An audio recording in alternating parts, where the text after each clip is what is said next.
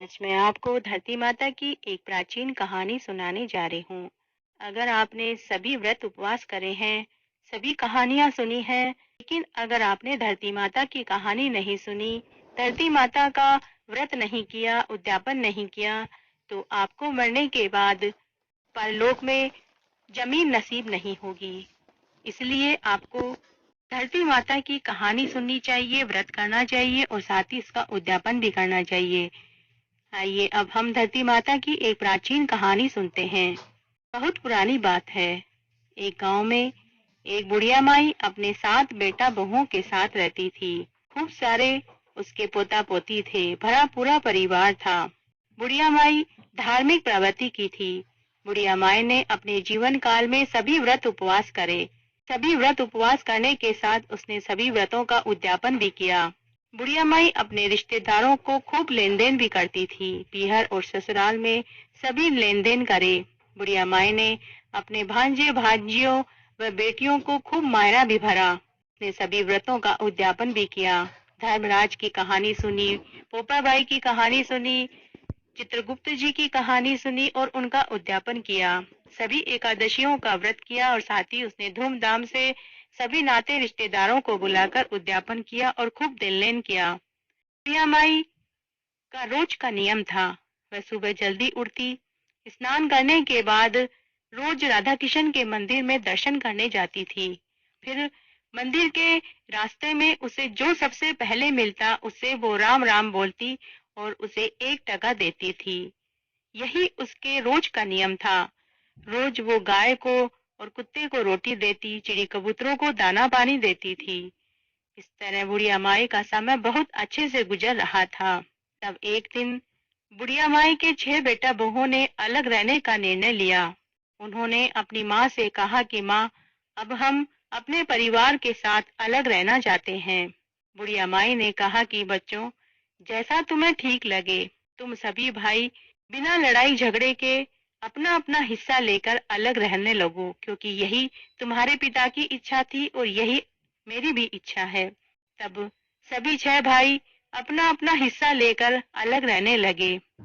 लेकिन छोटी बहू व 7वां बेटा अपना हिस्सा लेकर पुराने मकान में ही अपनी माँ के साथ रहने लगे। बुढ़िया माई ने अपने 7वें बेटे से कहा कि बेटा, अगर तू भी अलग रहना चाहता है तो अपना हिस्सा लेकर तू भी अलग रह सकता है। लेकिन 7वें बेटा बहू ने कहा कि नहीं माँ, हमें कहीं नहीं जाना, हम यहीं अपने पुश्तैनी मकान में आपके साथ रहेंगे। हमें आपके आशीर्वाद की और आपके साथ की ज्यादा जरूरत है।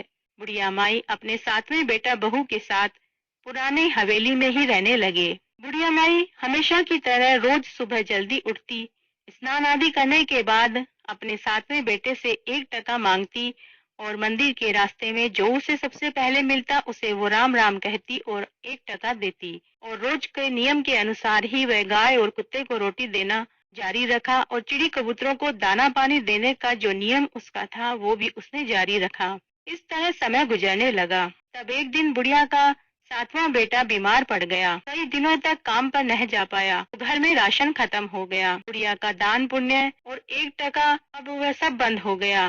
बुढ़िया बड़ी समझदार थी। उसने अपने बेटा बहू से कोई मांग नहीं करी। वह अपनी 2 रोटी में से 1 रोटी के 4 टुकड़े करके एक कुत्ते को, एक गाय को और बाकी के चिड़ी कबूतरों को चुरा करके डाल देती। वह अपने बेटे से अब 1 टका की मांग भी नहीं करती थी, क्योंकि उसे मालूम था कि बेटा काम पर नहीं जाता है तो उसके पास पैसे भी नहीं होंगे, इसलिए वह उससे 1 टका भी नहीं मांगती। एक दिन बुढ़िया की पड़ोसन बुढ़िया के पास आई। बुढ़िया की बहू अपनी पड़ोसन के लिए चाय नाश्ता लेकर आई। पड़ोसन ने कहा कि नहीं बहू, आज मेरा धरती माता का व्रत है, मैं आज चाय नाश्ता नहीं करूंगी। बुढ़िया ने अपनी पड़ोसन से पूछा, बहन, धरती माता का व्रत ये क्या होता है? पड़ोसन ने कहा कि बहन, ये सब दान पुण्य करे, व्रत उपवास करे, अगर तूने धरती माता की कहानी नहीं सुनी, व्रत किया तो तुझे मरने के बाद रखने के लिए धरती नहीं मिलेगी। ने कहा कि बहन, क्या होता है? तब उसकी पड़ोसन ने माई को पूरी बात बताई कि बहन, मरने के बाद रखने के लिए परलोक में धरती चाहिए। अगर तूने धरती माता का व्रत नहीं किया, माता की कहानी नहीं सुनी तो तुझे परलोक में नहीं मिलेगी। माई ने माता की कहानी पूछी और व्रत व्रत की विधि पूछी। तब पड़ोसन ने कहा कि बहन, माता की 7 दिन तक कहानी सुनते हैं और व्रत करते हैं। पड़ोसन ने बुढ़िया माई को व्रत की पूरी विधि भी बताई। थोड़ी देर बाद वह वापस अपने घर चली गई। तो बुढ़िया माई चिंता में पड़ गई। में खाने को राशन नहीं, पैसा नहीं, इतनी माता का व्रत कैसे करे। बुढ़िया माई ने विचार किया और विचार करने के बाद उसने अपनी 7वीं बहू को बड़ी बहुओं को बुलाने के लिए भेजा।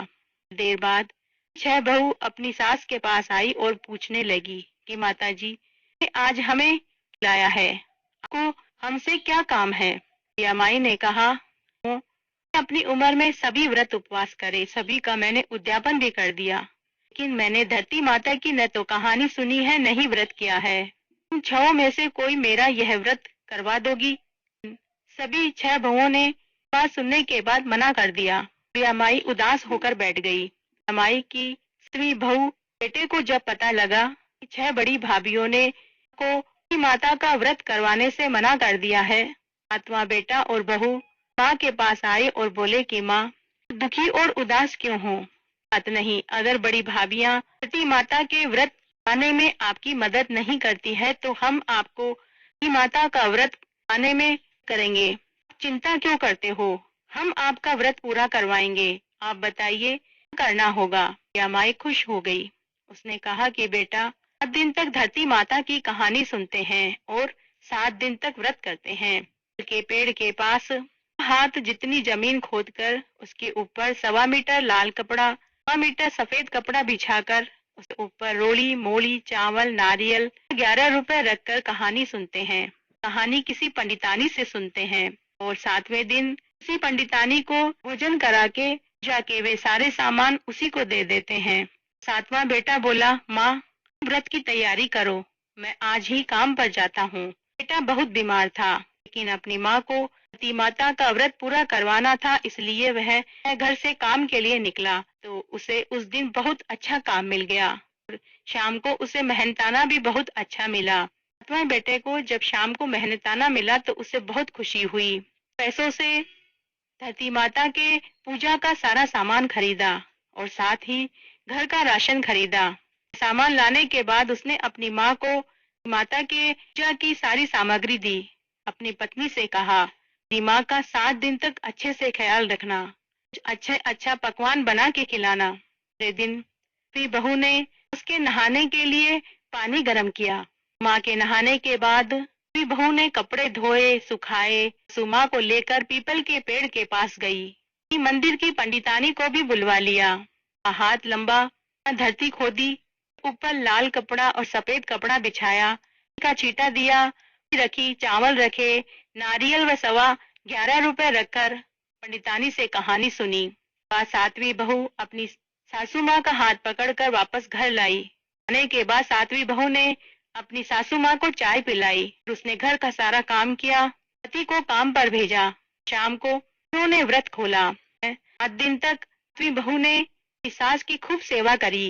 7वें दिन उसी पंडितानी को 7 दिन तक कहानी सुनी थी उसे कराया कि माता के पूजा का सारा सामान उन्हें दिया।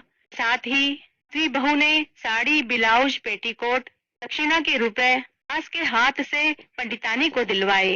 दोपहर का सारा काम करने के बाद जब बहू रोज की तरह सास के कपड़े जो धोए थे उन्हें उठाने गई तो वहां उसे हीरे, मोती, आभूषण, सोने चांदी के सिक्कों का ढेर पड़ा हुआ मिला। बहू आश्चर्यचकित हो गई। भागी भागी अपनी सास व पति के पास आई और पूरी बात बताई। अपने बेटा बहू के साथ उसी स्थान पर गई और उसने कहा कि बहू उन्हें 7 दिन तक धरती माता का व्रत पूरा करवाया, सच्चे भाव से, सच्ची लगन और श्रद्धा से मेरी सेवा पानी करी। कुछ मेरे लिए नहाने का गर्म पानी करती, कपड़े धोकर सुखाती, मुझे रोज पकड़कर कहानी सुनाने ले जाती और रोज मुझे वापस घर लाकर फिर से चाय पिलाती। बहू, तू इसकी हकदार है। 7वां बेटा और बहू अपनी माँ के चरण पकड़ लेते हैं। माँ अपने बेटा बहू को ढेरों आशीषें देती है। जब इस बात का पता कि 6 बहुओं को चलता है तो वे उसी समय भागी भागी अपनी सास के पास आई और अपनी गलती की माफी मांगने लगी। और वे सभी अपनी सासू माँ को अपने घर ले जाना चाहती थी। धरती माता, जैसे आप बुढ़िया से खुश हुए, आपने सातवें बेटा बहू का घर धन दौलत से भर दिया, वैसे सबको देना। मेरे साथ बने रहने के लिए आपका धन्यवाद।